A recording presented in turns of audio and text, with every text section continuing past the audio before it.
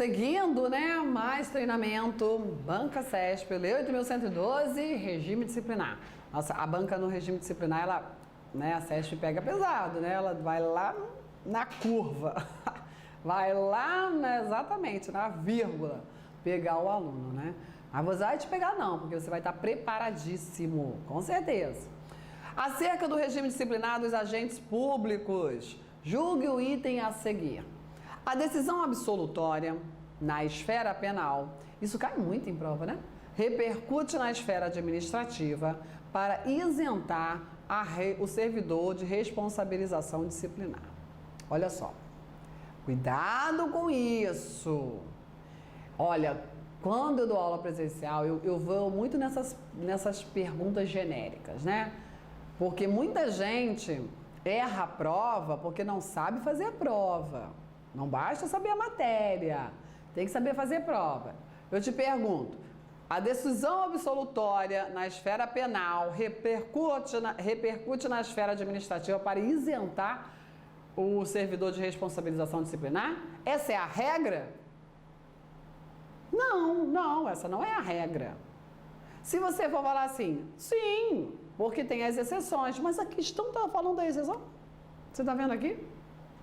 Se aqui tivesse a decisão absolutória na esfera penal, sempre repercute na esfera administrativa. Aí é diferente, porque aí sempre é demais, né? Tá excluindo qualquer exceção. Mas você, quando a pergunta é muito simples, responda pela regra. E tem que estar organizado na cabeça desse jeito. Primeiro a regra, depois a exceção. Qual é a regra? A decisão absolutória na esfera penal não repercute na esfera administrativa para isentar o servidor de responsabilização disciplinar. Porque no artigo 126 está lá dizendo a exceção, que diz: a absolvição administrativa do servidor será afastada no caso de absolvição criminal que negue a existência de autoria ou do fato, né? Entendeu? Então, assim, ali é a exceção, não é a regra. A regra é a independência das instâncias processuais. Então, dizer que repercute traz isso como regra e está errado, o gabarito exatamente é esse. Não é a regra. A regra é da não repercussão de uma instância processual em outra. Tá bom? Cuidado, cuidado. Técnica de fazer prova. Acerca da disciplina do funcionalismo público no Brasil, julgo os itens subsequentes no que tange a disciplina constitucional e a Lei 8.112. Então, falou da Constituição e Lei 8.112. O servidor que, por descumprimento de seus deveres funcionais, causar dano ao erário, ficará obrigado ao ressarcimento em ação regressiva. Interessante essa questão, muito interessante. Por quê? Aqui nós estamos falando de responsabilidade civil do servidor porque ele causou dano. E o servidor civilmente pode ser responsabilizado. Olha só, estamos falando de responsabilidade civil, ok? Ele pode responder por dano ao próprio erário, dano, né? Prejuízo, dano ao erário e dano ao terceiro, ok?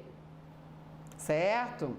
O dano ao terceiro acontece da seguinte forma: responsabilidade civil, artigo 37, parágrafo 6º da CF, parágrafo 6º.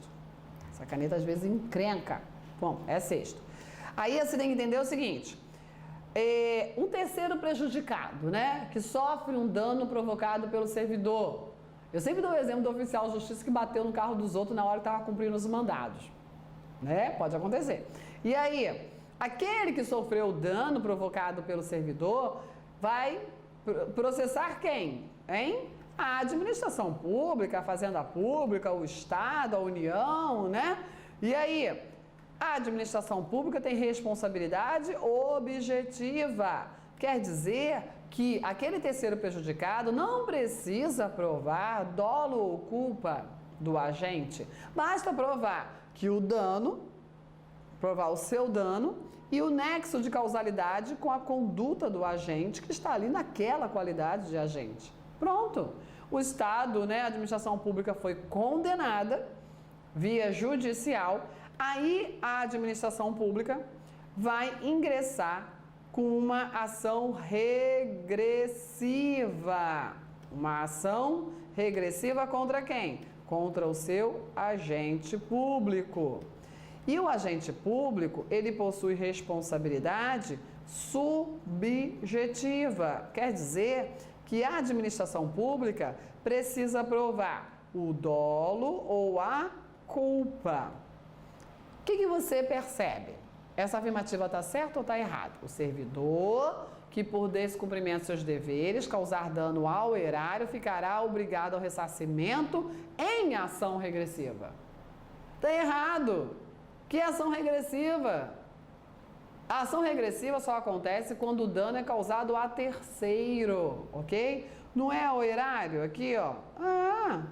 Então não tem ação regressiva. É o próprio patrimônio público que sofreu o dano direto pela ação do servidor.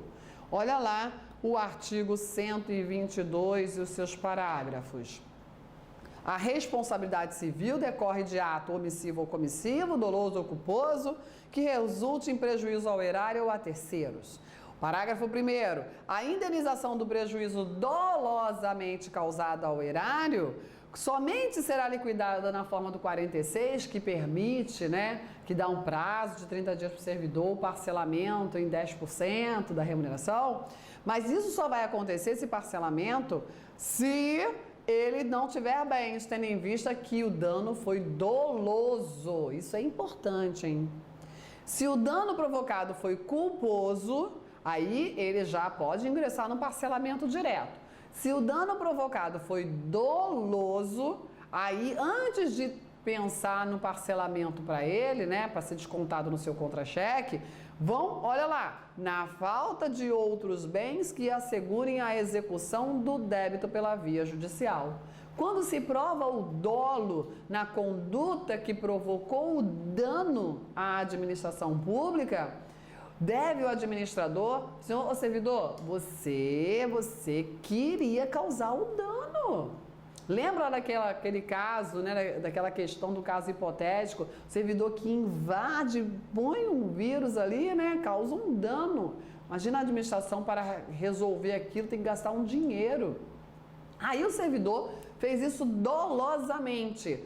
Olha só, servidor, vem cá, criatura. Você agora vai... você comprou o quê? Você comprou um carrinho do ano, comprou o que mais, uma máquina, um notebook poderosão, você tem patrimônio, você tem casa na praia, tem cobertura não sei aonde, é isso? Pois o seu patrimônio vai arcar com esse dano dolosamente causado. Isso é o que determina o 122, parágrafo 1º, ok? Aí, a ação regressiva, ela está no parágrafo 2º, olha lá. Tratando-se de dano causado a terceiros, responderá o servidor perante a Fazenda Pública em ação regressiva. Percebeu? Então, dizer que o dano causado ao erário, o ressarcimento é em ação regressiva, está errado. Porque o dano causado a terceiro, aí sim acontece a ação regressiva. Essa afirmativa está errada. Questão muito inteligente, só podia ser da banca 7. No que dispõe o Código de Ética da Administração Pública Federal e da Lei de Improbidade, Lei 8.112, mas a questão trata basicamente da Lei 8.112, Esse é o foco nosso, Suponha que, em razão da extrema necessidade de serviço público, devidamente comprovada, um candidato aprovado para o cargo de técnico em contabilidade tenha sido lotado no cargo de revisor de texto.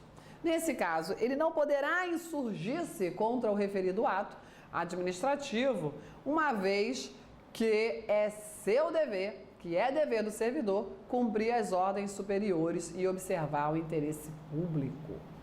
Certo ou errado? Então, quer dizer, a criatura fez um concurso, né? De técnico em contabilidade e foi para revisor de texto, coitado. Não imaginou, a vocação dele, a vida dele é números, ele vai para texto, quer matar, né? E aí, tá errado isso, né?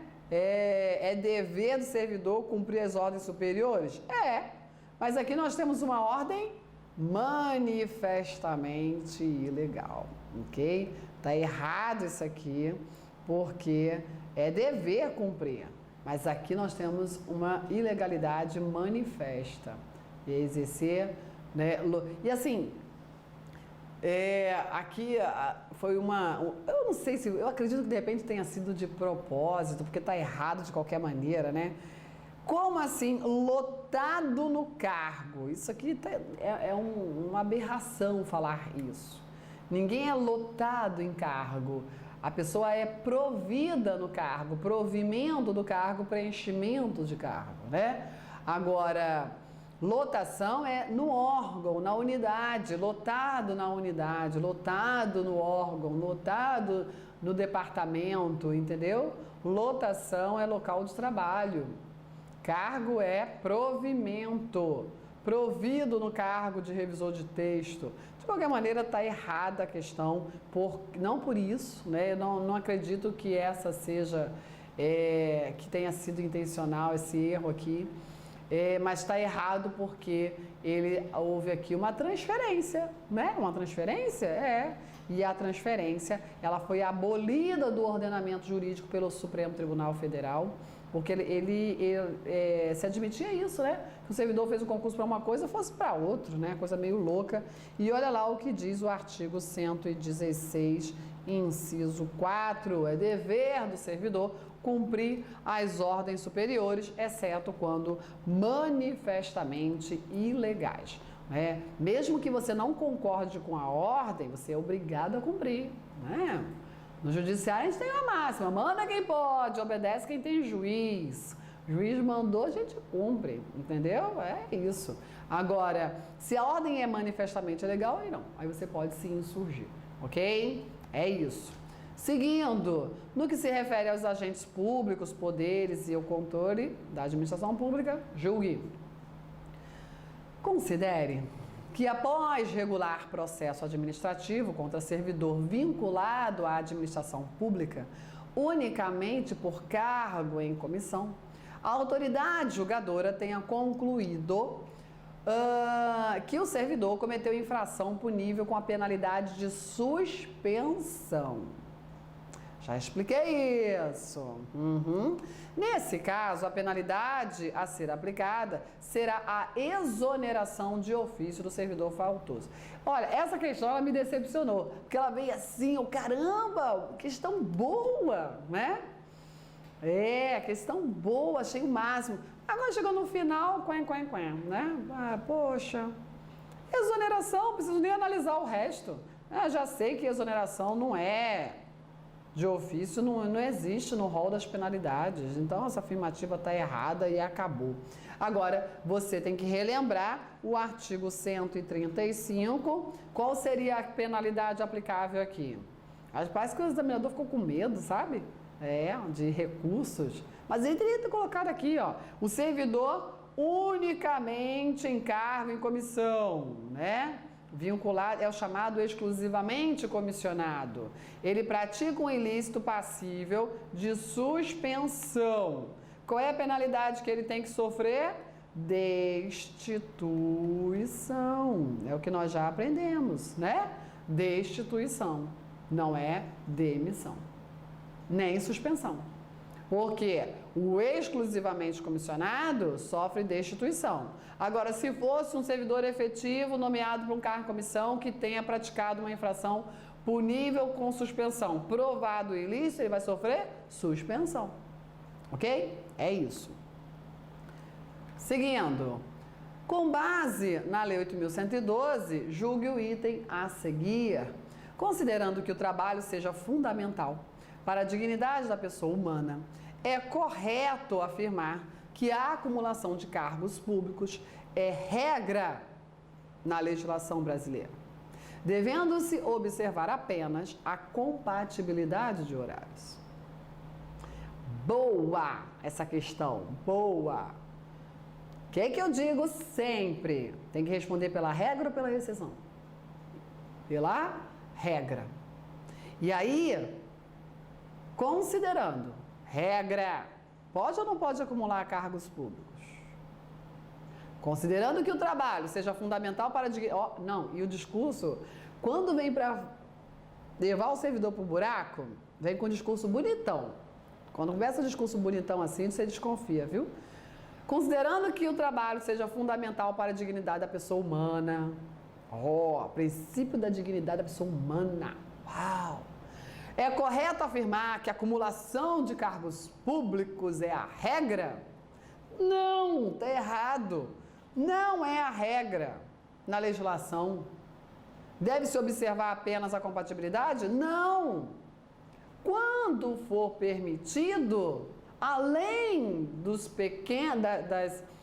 dos permissivos, além de se encaixar no permissivo constitucional, tem também que observar a compatibilidade de horário. Não é observar apenas a compatibilidade. Não, tem que observar que a regra é a vedação de acumulação.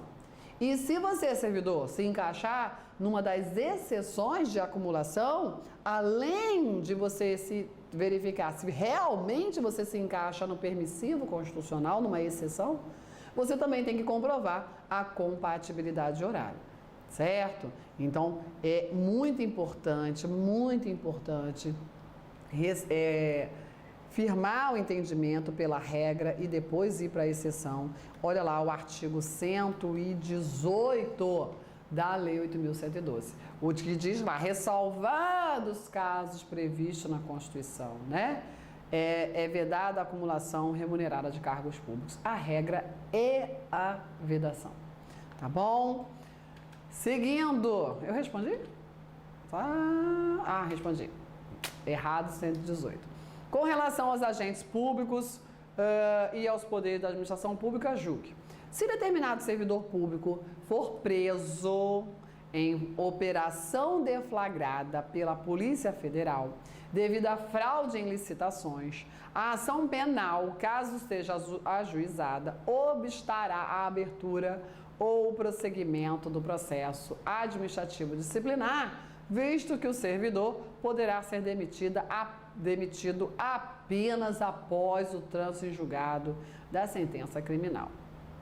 Claro que isso está errado, né? Porque, artigo 125, as instâncias processuais são independentes, né? São independentes, a afirmativa está errada. Dizer só poderá ser demitido após. Não, ele pode ser demitido antes. Agora eu te pergunto, imagina a seguinte situação. Nesse caso hipotético aqui, servidor foi preso em operação deflagrada pela Polícia Federal devido a um fraude de licitações, né? A ação penal, caso ajuizada, ainda está no trâmite e mesmo assim ele já sofre também a processo administrativo, ok? Só que o processo administrativo ele se conclui mais rápido que a ação penal. Ele vem a ser, isso é um caso hipotético, tá? Ele vem a ser demitido na administração pública do seu cargo, perdeu o cargo pela demissão, só que depois, lá na sentença penal desse processo, ele foi absolvido por negativa de autoria ou de materialidade. Ele já foi demitido no PAD, só que depois dessa demissão, imagina, tempos depois, ele foi absolvido no crime por negativa de autoria ou materialidade. Aí, como essa sentença penal, ela é uma daquelas exceções, ela é a exceção, né? Nesse caso, ela afasta a responsabilidade administrativa. O que vai acontecer com esse servidor que havia sido demitido lá no PAD? Ele vai ser reintegrado. Por quê? A absolvição criminal pautada em negativa de autoria ou materialidade afasta a responsabilidade administrativa pelo mesmo fato. Entendido? Ok? Interessante, né? Bom, vamos lá. Seguindo. Considerando que os servidores públicos, em razão da especificidade das funções que exercem, estão submetidos a regime jurídico diferenciado daquele dos demais trabalhadores, julgue. Ao servidor público federal é vedado participar de atividade privada que explore atividade econômica. Bonitinho isso aqui, né? Isso aqui é para pegar o povo que gosta também de generalizar demais. Nem 8 nem 80, né? E aí, pode o servidor participar de sociedade privada? Pode participar? Ou não pode? Pode participar. Ele não pode ser gerente administrador. Isso ele não pode. Mas ele participa como acionista ou cotista, né? Isso é participação. Não estou gerenciando, estou participando como acionista, como cotista. Entendeu? Exatamente. É o que está errado dizer que é vedado participar, porque tem a exceção. A regra aqui alcança, né, demais. E não é participar. Se tivesse aqui, ó, é vedado, ao servidor público federal é vedado gerenciar sociedade privada, aí estava certo. Mas participar, aí está errado. Ok? Ele pode participar. Pode participar como um acionista ou cotista, artigo 117, inciso 10. Pegou muita gente essa questão, não é não? Pegou. Ele botou logo lá que estava certo. Cuidado. O que mais? No que concerne ao regime jurídico do servidor público federal, julgue, não é possível a aplicação de penalidade a servidor inativo, ainda que a infração funcional tenha sido praticada anteriormente à sua aposentadoria. E aí, certo ou errado? Servidor que já se aposentou pode sofrer a cassação de aposentadoria por fato posterior à sua aposentadoria? Porque a regra é essa, né? O servidor praticou lá na atividade um ilícito funcional grave, né? Porque suspensão, advertência, ficou sem, né? Não dá para condenar mais, já está aposentado. Agora, o servidor praticou falta grave, passivo de demissão. Só que a demissão é para o servidor efetivo ativo. Agora ele já está aposentado, e aí então não é demissão, é cassação.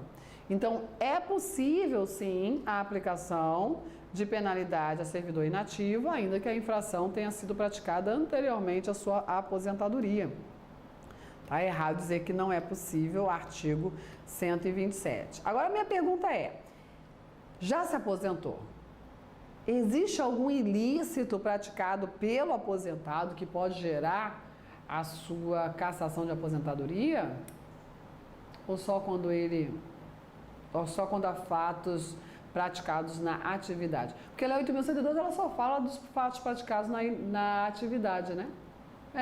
Sim, mas imagina um servidor aposentado que esteja numa acumulação ilícita.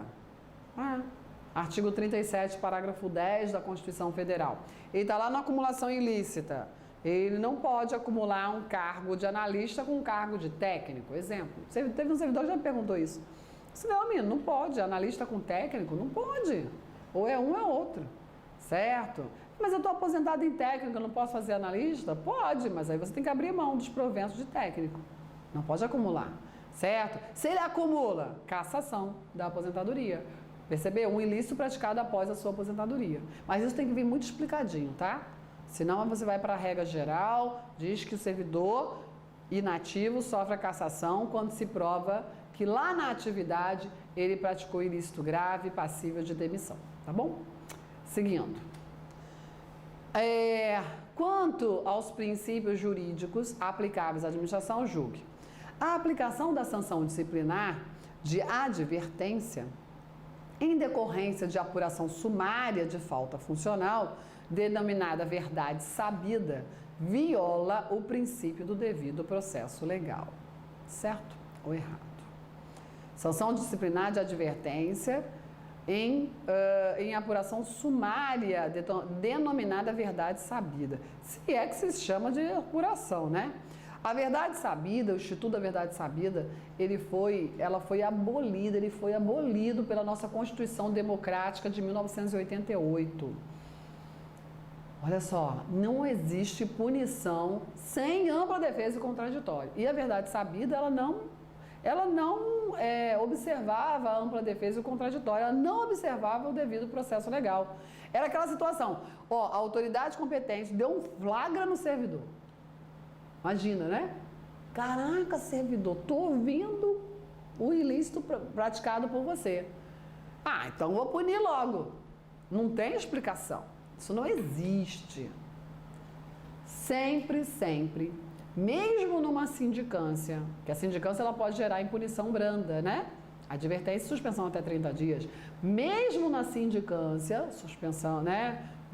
Penalidade branda, a ampla defesa fugiu, né? A ampla defesa precisa ser observada. Então, exatamente aplicar, né, uma advertência sem o devido processo legal é lógico, violação flagrante às garantias constitucionais conquistadas, não? Certo? Agora, não confunda a advertência com bronca, né?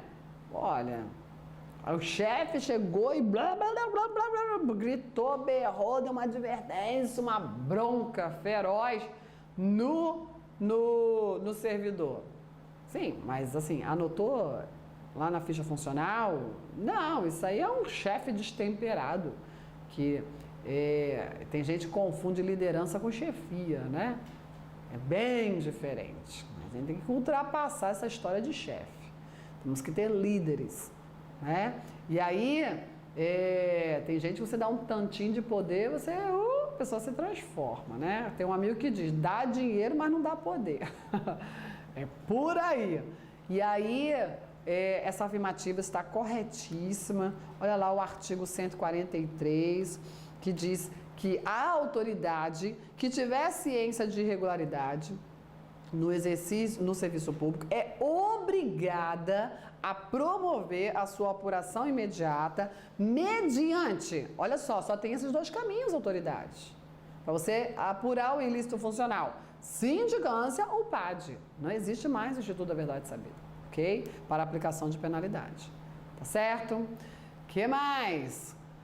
Tendo referência à Lei 8.112, julgue o funcionário do Ministério do Planejamento que deverá manifestar claramente na sua sessão a sua discordância e seu desapreço aos atos que julgue equivocados e tenham sido desenvolvidos pelas chefias do órgão. Não. Eu falei disso, né? Olha só, tá errado. Deverá manifestar claramente na sua sessão sua discordância, seu desapreço. Não. O que diz lá o artigo 116, inciso 4? Que o servidor deve cumprir, obedecer às ordens superiores, exceto quando manifestamente legal. E nada de promover apreço ou desapreço, falar ali, né, do seu desapreço pelos atos. Tem que sempre lembrar o seguinte, você, servidor, é a administração pública, você precisa colaborar com a administração pública. A administração pública, ela se fundamenta numa estrutura hierarquizada, né? Você tem que obedecer essa hierarquia, salvo quando houver uma ilegalidade manifesta. Isso já aconteceu comigo, né? Eu cheguei para uma juíza, ela me deu uma ordem, assim, doutora, eu entendi a sua ordem, viu? A senhora não acha melhor fazer de outro jeito, por causa disso, daquilo? Ela falou assim, Claudete, eu entendi os seus argumentos, mas eu quero que você me obedeça. Sim, senhora, né? E sem nenhuma mágoa ou rancor, né? Eu sei da minha condição. Se eu quero, né, dar as ordens, eu faço outro concurso. Não é isso? É, cada um no seu quadrado, cada um na sua posição. Tá bom? Então está errado porque manifestar, você pode até discordar, mas se chegar lá, ficar, né, bradando lá em seu desapreço, pelo que ele julga equivocados, os atos não são equivocados. Cuidado com isso, hein? Olha a pegadinha da questão. O que mais? Ao servidor público é vedado promover manifestação de apreço ou desapreço no recinto da repartição. Aqui é agora, não fala de uma maneira geral, né? Apreço ou desapreço. Mas esse apreço e desapreço não é só pelos atos, né, como nós verificamos na questão anterior, que já alcança, mas também no trato com as pessoas. Né? É fato que a convivência com outras pessoas, nós somos basicamente seres sociais, é claro. Mas é natural que a gente tenha uma maior afinidade com um que com o outro. Que a gente concorde com a conduta de um e no ambiente de trabalho, né? Isso acontece, normal. Agora, você tem que ser profissional. Não pode deixar se abalar. Uma vez eu estava no comando, né? Estava coordenando uma equipe e aí eu dei uma ordem para o meu funcionário, entregue esse ofício lá, dona fulana de tal, lá do órgão tal, da unidade tal. Ele, não falo com ela não, Claudete. Eu, o quê, menino? Eu acho que eu não escutei direito. Eu não falo com ela. Eu mandei você falar com ela, abraçar ela, beijar ela. Você vai lá entregar, você está no seu trabalho. Como assim? Imagina o transtorno que isso traz para o desenvolvimento do trabalho. Não, você vai lá. Ele ficou uns 3 dias sem falar comigo. Mas como eu falava com ele, né? Aí acabou. Você tem que ser profissional. Vai lá, dê boa tarde. Licença, boa tarde, estou entregando um documento. Só isso. Vá, né? É exatamente por conta disso que é vedado promover, né, essas manifestações de apreço ou desapreço. E também aquele negócio de amiguinho, queridinho, né? Amiga, amiga, amiga. As mulheres são meio melosas, eu sou meio avessa esse mela-mela, ok? Agora tá no fase do amiga, né? Amiga, amiga, amiga, amiga. Tudo tem um time, né? Seguindo, 117 que está ali a vedação. A inabilitação em estágio probatório e o abandono de cargo por mais de 30 dias consecutivos são situações que acarretam a exoneração do servidor ocupante de cargo efetivo. Olha só, uma coisa é uma coisa, outra coisa é outra coisa, né? Olha a explicação. Inabilitação em estágio probatório. Ele praticou algum ilícito? Não. Ele só não conseguiu desempenhar o cargo com a adequação e aí ele é exonerado. Perfeito. Ok? Certinho. Outra coisa é abandono de cargo, né? Por mais de 30 dias consecutivos é o abandono. O abandono de cargo é crime, ou também é crime. É ilícito funcional. E aí, vai exonerar? Não, aí é demissão. Olha lá o artigo 132, tá errada essa afirmativa, ok? Certo? Corta aí, Laísa. Eu já me perdi no tempo. Bom, mais um desafio. Aplica-se a penalidade disciplinar de demissão a servidor público por abandono de cargo, caracterizado pela ausência intencional do servidor ao serviço por mais de 30 dias consecutivos ou por 60 dias não consecutivos em período de 1 ano. Certo ou errado? Demissão ao abandono de cargo, tá certo isso? Certo. Abandono de cargo, o que é? Ausência intencional do servidor por mais de 30 dias, certo. Ou 30 dias consecutivos.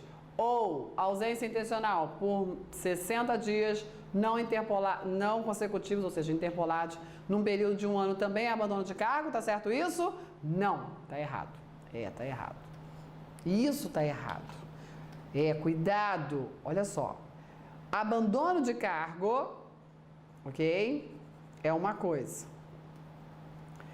Ausência, abandono de cargo é o quê? Ausência intencional por mais de 30 dias consecutivos. Isso é abandono de cargo.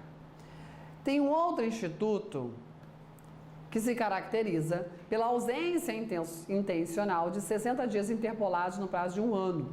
Isso se chama inassiduidade habitual. Habitual, ok? Inassiduidade habitual. E aí, não pode colocar tudo no mesmo barco. Exatamente. Porque a lei separa. Lá no artigo 138, nós temos configura abandono de cargo. No artigo, isso é o abandono, ok? No artigo 139, nós temos entende-se por inassiduidade habitual.